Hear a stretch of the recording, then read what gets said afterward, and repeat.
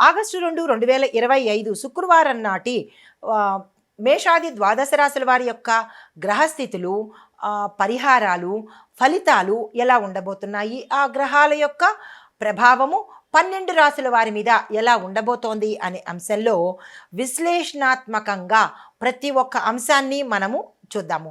ముందుగా గ్రహస్థితులు చూసినట్టయితే కనుక సూర్యుడు కర్కాటకంలో పునర్వసు నక్షత్రంలో 4వ పాదం మీద ఉన్నాడు.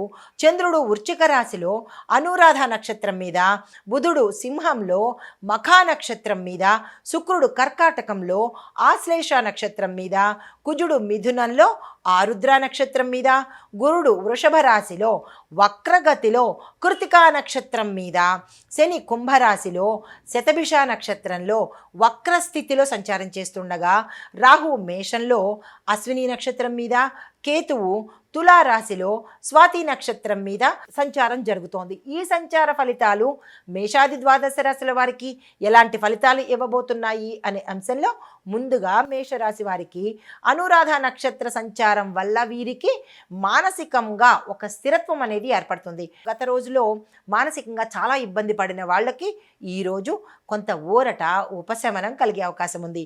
ఆధ్యాత్మిక ఆలోచనలు మీలో దైవ చింతన పెరిగే అవకాశం కనబడుతోంది. దీంతో పాటు కుటుంబంలో శాంతియుత వాతావరణము.